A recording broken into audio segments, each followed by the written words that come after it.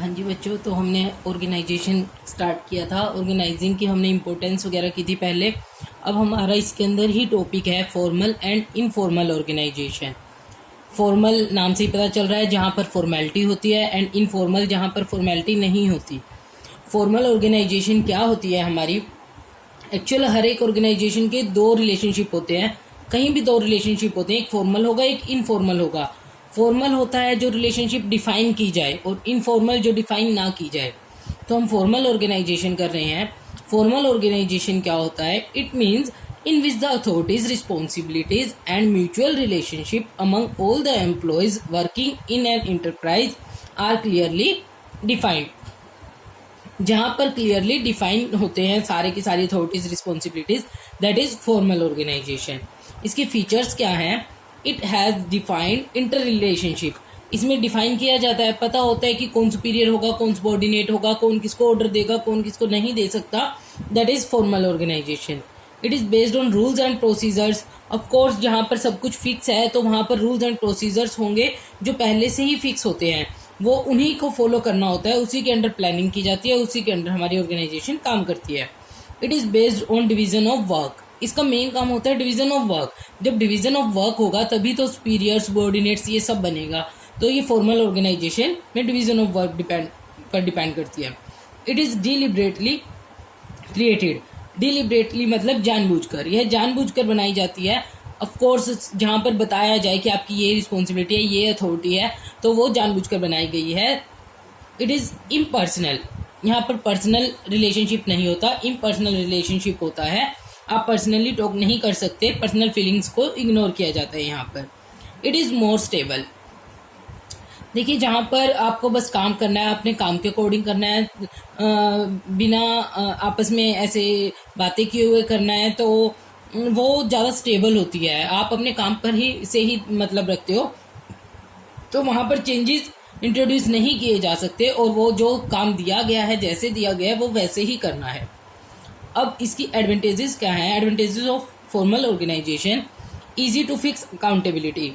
अब जवाबदेही यहाँ पर फिक्स हो जाती है कि कौन जवाब देगा। जब जिसको अथॉरिटी मिली है, जो रिस्पॉन्सिबल होगा वही जवाब देगा। इसमें पता होता है कि किसकी अथॉरिटी है, किसको कौन रिस्पॉन्सिबल होगा, तो वही हमें जवाब देगा। इसलिए वहाँ पर बताया जा सकता है कि yes, you are responsible for it. No overlapping of work. जब सबको अपना अपना काम डिफाइन कर दिया गया, ए को ये काम करना है, बी को ये काम करना है, तो ओवरलैपिंग होगी ही नहीं काम में। Unity of command possible. Unity of command क्या होता है? एक आदमी के ऊपर एक ही सुपीरियर होगा, एक ही टाइम में एक ही पर्सन ऑर्डर देगा उसको। तो यहाँ पर ऐसे ही होगा फॉर्मल ऑर्गेनाइजेशन में।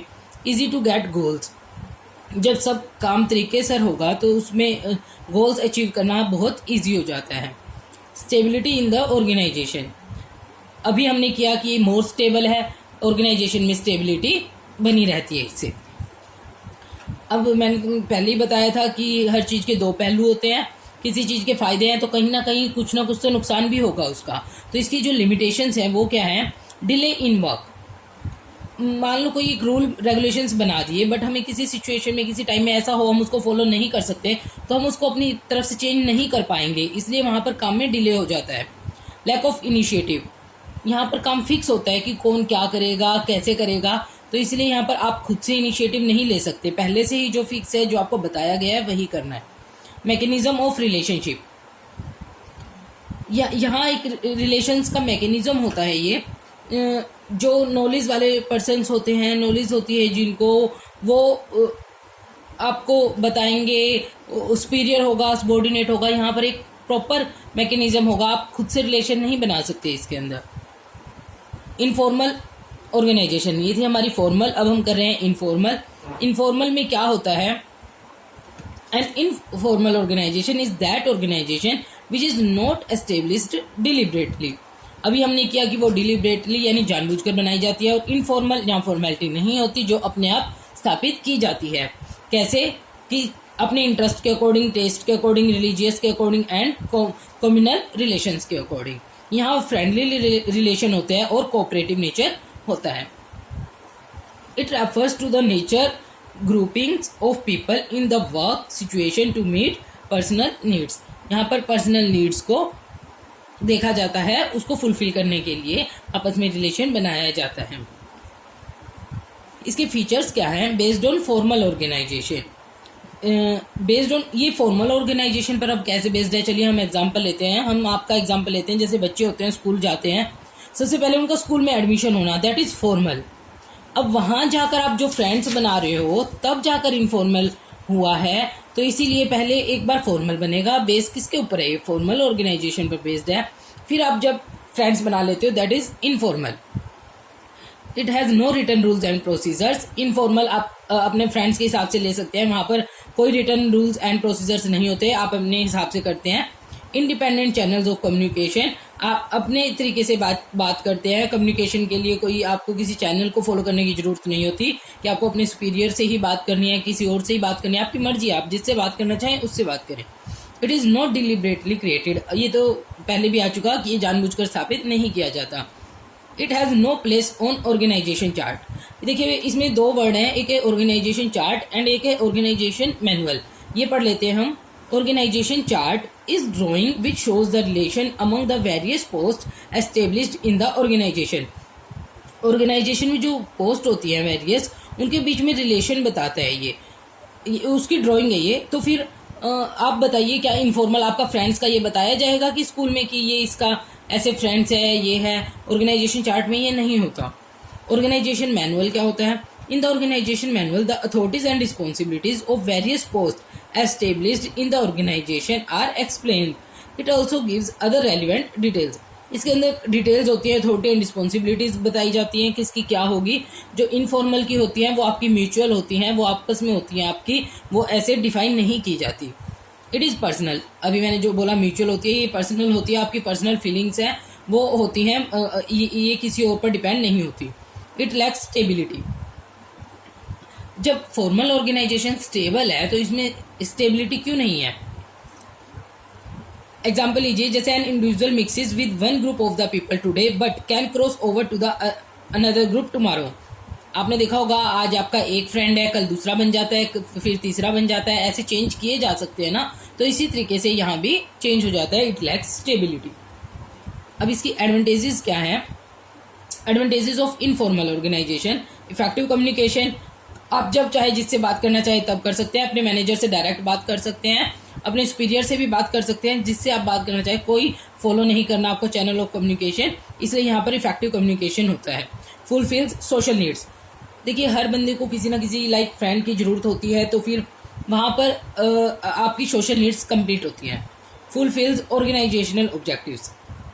जब आपके ऊपर कोई प्रेशर नहीं होता, आपको कोई फॉर्मेलिटी नहीं करनी होती, तो आप उस काम को ज़्यादा बेहतर तरीके से कर पाते हैं। तो इसीलिए इसको बोला जाता है कि ये ऑर्गेनाइजेशन के जो ऑब्जेक्टिव्स हैं उनको फुलफिल करने में हेल्प करता है। अब फिर वही इसकी भी कुछ ना कुछ तो लिमिटेशंस होंगी ही ऑफकोर्स। इसकी लिमिटेशंस क्या है? It creates rumours. र्यूमर्स का मतलब अफवाह। आपने एक फ्रेंड के कान में कुछ बोला तो उसने जाकर दूसरे के कान में कुछ बोला, उसने जाकर तीसरे के कान में कुछ बोला, बात पहुंच कर चेंज भी हो जाती है और कुछ से कुछ बन जाती है, इसलिए यहाँ पर र्यूमर्स क्रिएट हो जाते हैं। It resist changes. ऑर्गेनाइजेशन ये चेंज रेसिस्ट करता है, क्यों? क्योंकि इसमें बोला जाता है आपकी जो ओल्ड टेक्निक चल रही है आप वही फॉलो कीजिए। हर कोई बंदा चाहता है कि उसको चेंज ना करना पड़े, जो काम चल रहा है वही चले, उसी रूटीन में चले। Pressure of group norms. Pressure कैसे होता है? मान लीजिए एक ग्रुप बन गया, उस ग्रुप के लीडर को ऑर्गेनाइजेशन का कोई काम पसंद नहीं आया, तो वो मना करेगा कि हम ये काम नहीं करेंगे। तो इसी तरह उस ग्रुप के जो मेंबर्स होंगे वो भी मना करेंगे। तो इस तरीके से क्या बन जाएगा? वो प्रेशर हो जाएगा ग्रुप नॉर्म्स का। अब हमने फॉर्मल ऑर्गेनाइजेशन भी कर लिया, इनफॉर्मल ऑर्गेनाइजेशन भी कर लिया, तो क्या इन दोनों का क्या फ़ायदा है? देखिए दोनों ही ऑर्गेनाइजेशन के लिए बहुत इंपॉर्टेंट है। हम शॉर्ट में देख रहे हैं, informal relations among the employees are complementary to formal relationship. हमने अभी किया कि फॉर्मल रिलेशनशिप तो होती ही है, फिर उसके बाद इनफॉर्मल हो जाती है। तो इसका मतलब जो इनफॉर्मल है वो इसके लिए कॉम्प्लीमेंट्री है, वो उसको और अच्छा बना देता है। इसके लिए बहुत अच्छी बात है। ये दोनों जो फॉर्मल और इनफॉर्मल रिलेशंस हैं वो कैसे हैं? They are like two blades which are essential to make a pair of scissor workable. Scissor होती है, उसको काम करने के लिए दो ब्लेड की जरूरत होती है। अगर एक ब्लेड होगा क्या सीजर काम करेगी? नहीं करेगी। अगर फॉर्मल ही कर रहे हैं तो वो काम आपका सही नहीं हो पाएगा। फॉर्मल प्लस इनफॉर्मल दोनों मिलकर काम को बहुत अच्छे इफेक्टिव वे से कर देंगे।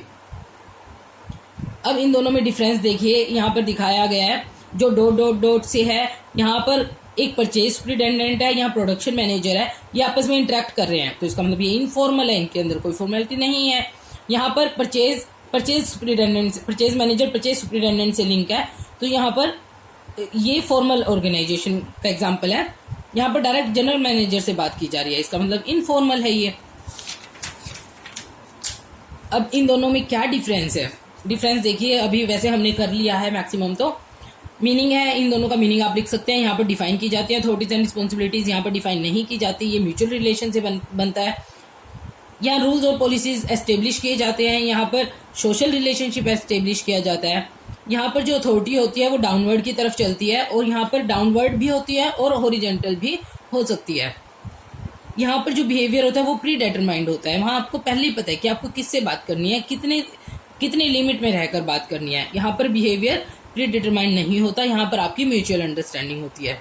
यहाँ पर कम्युनिकेशन डिफाइन किया जाता है, यहाँ कम्युनिकेशन डिफाइन नहीं किया जाता। ये मोर स्टेबल है, यहाँ ये टेम्परेरी है और लेस स्टेबल है। यहाँ पर हाई रिस्क होता है, इसलिए मैनेजर यहाँ पर लीडर होते हैं, और यहाँ लीडर कौन होता है, ग्रुप अपने लीडर को सिलेक्ट कर लेता है। ये था हमारा फॉर्मल एंड इनफॉर्मल ऑर्गेनाइजेशन।